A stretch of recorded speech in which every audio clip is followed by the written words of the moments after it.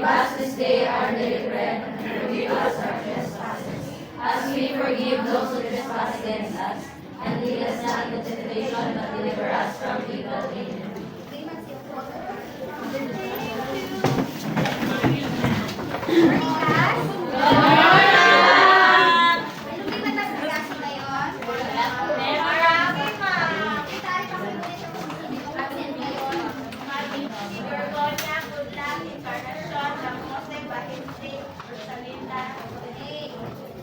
Ano ang sabi kong tinalakay ko kahapon?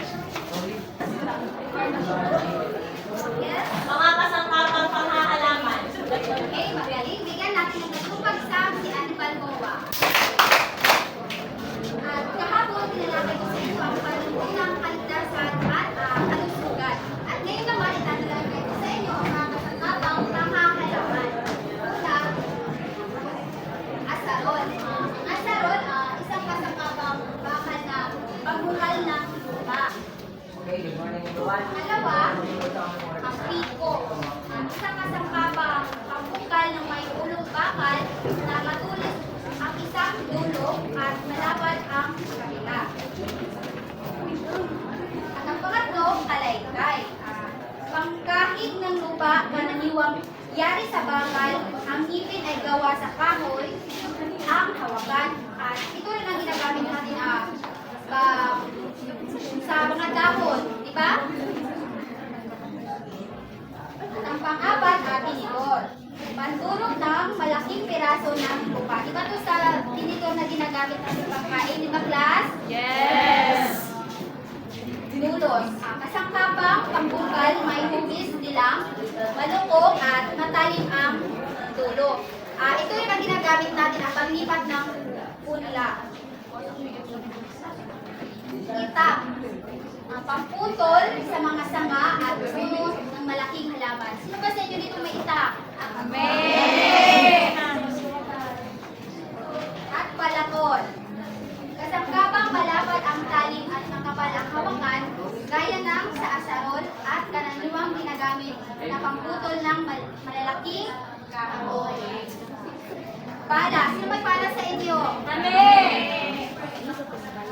Pala ay kasangkapang kamay na hugis malaking kutsara at ginagamit sa paghuhugay at pagtatanggal ng lupa. Iba rin ito sa kutsara na ginagamit natin pagkain. Di ba, class? At regadera. Ito ay isang kagamitang kanili. At timba. Ginagamit na panghakot ng tubig sa pagkikinig. Hindi lang sa pagkikinig tubig. Ano ba ginagamit natin sa timba? Ginagamit ng tubig. Panghakot. At karet. Sino may karet sa inyo? Kami! Ang kasangkapang panglakas o pangputol ng kahon, ang may ugatong talim at may ruhang kahon. Bareta.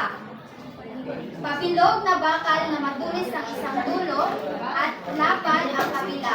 Ginagamit na panghukay ng lupa. Okay, class.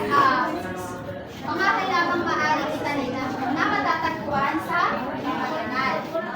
Una, ito ay isang halimbawa ng halamang namumunga. Ano pa ba yung mga halamang namumunga? Mangga! Yes, talon. Ito naman ang mga halamang namumulaklak. Ano ba ito nga? Bulaklak ito, class? Yes, open, rose, at sa pagita, yun yung mga Magic rose. halamang namumulaklak. At panguli, halamang hindi Tanglad. namumulaklak. Tanglad. Ano ba yung mga halamang na hindi namumulaklak, class? Yes, kalutos, tapos ulo ng kayo, malete, sa class, tanglad. At ngayon, class, may sunod na akong aktibidad. Pakibasa, wari. Pumili ng halaman na gustong itanim sa bakal. Isulat ang proseso sa pagtatanim at ang pasong kagitan na ginagawa.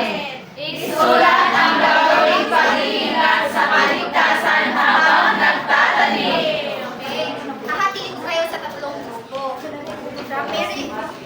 May Joyce o Charlie, ang ito naman, Junel, may Gumera, pangkat dalawa. At yung nasa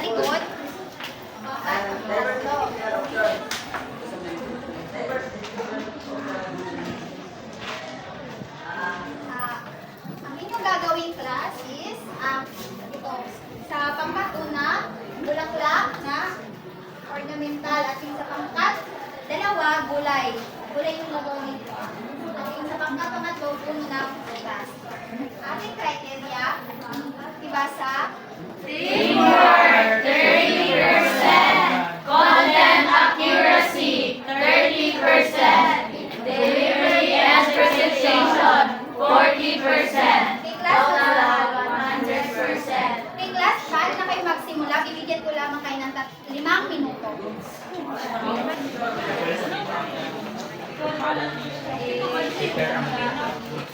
Lupa. Kalan mo, tas diligan. Ay, una. Talin. Talin at diligan. Then, looking for the simple structure naman.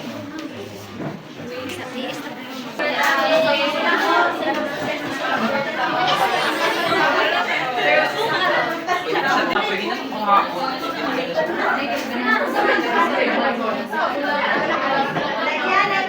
Magdaan na siya. Pwede na siya.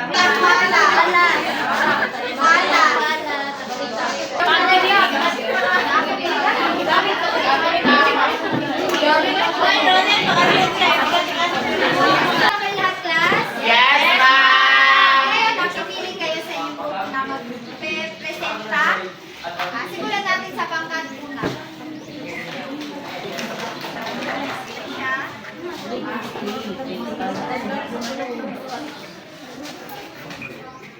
Magandang umaga sa inyong lahat. Kami po ang pangkat una. At ang proseso sa pagtatanim ng bulaklak, kagaya ng sunflower, ay una, kukuha ng lupa at ilalagay sa pot.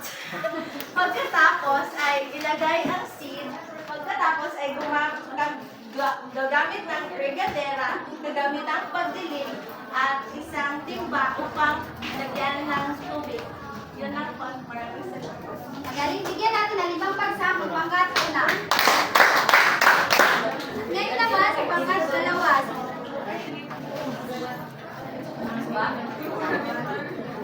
So, magandang umaga sa lahat. So, ang aming napili ay talong. So, sa paghahanda, unang sa pagpili ng lugar, so, dapat may sapat na sikat ng araw. And then, sa paghahanda ng lupa, dapat gumamit ng lupa upang mapahina ito, matanggal ang mga damo. Tapos, gumamit ng pala or kalaykay. And then, sa paglalagay ng pataba, maglagay ng organikong pataba o compost upang mapabuti ang kalidad ng lupa. And then, sa pagtatanim, maaaring itanim ang binhe, direkta, or yung punlaan, or may punlaan muna. And then, ano ba yun? Basta, una, di ba, yung seed, galing sa box, na ano, yung tapos pagka, yung tumubo na siya, yun na, ililipat na siya sa may, ano ba yun? Ililipat na siya sa lupa. And then, sa pagdidilig naman, diligan ang mga tanim ng regular at hindi masyadong madami ang tubig para hindi mamatay yung talong. Magaling, bigyan natin ng 5 pagsak ang pangkat dalawa.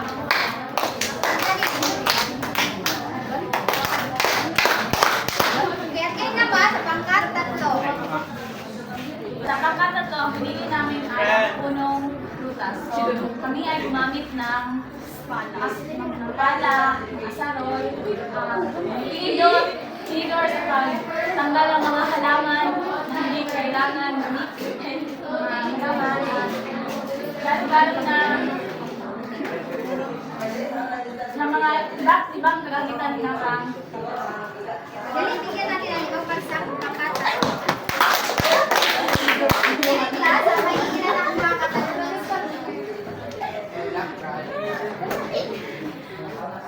Una, pagbigay ng kagamitan at ang wastong paggamit nito.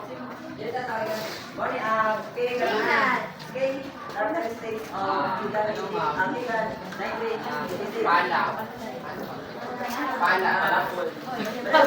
Ang magamit ng pala ay ano siya sa iyo na para pag-support yun.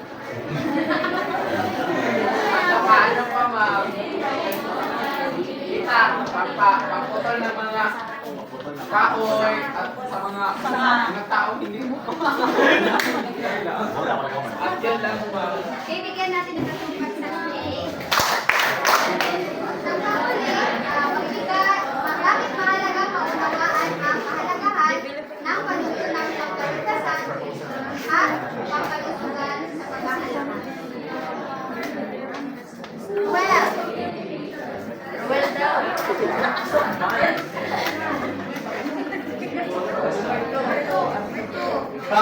napakahalagang maunawaan ang kahalagahan ng panuntunang pangkaligtasan at pagkalusugan sa pag-aaral.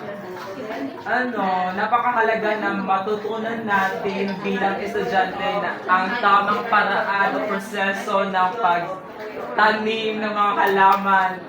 At dahil dyan ay, ano natin yung kalusugan ng halaman.